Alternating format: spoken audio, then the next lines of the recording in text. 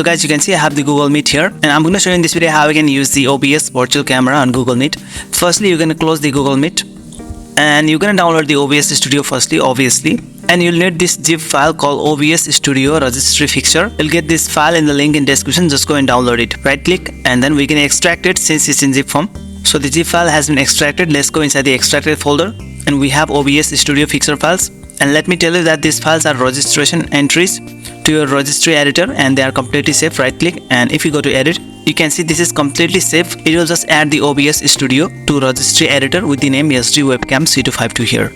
So let's close it. Completely safe. Now we can execute both these files here.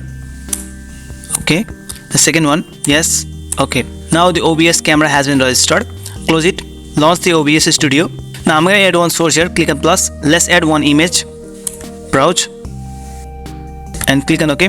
Adjust this image here and we can just minimize it. Now launch the Google Meet and go to settings here. Click on the gear button and go to video option. Now we can select from the drop down arrow here. Click on drop down arrow and select this new webcam here, SD webcam C252. This is actually the OBS Studio camera. Now the OBS camera will be loaded. Now close it. Now if you go to OBS and start virtual cam here and minimize it. Now we can join a new meeting or create a new meeting. Start an instant meeting here.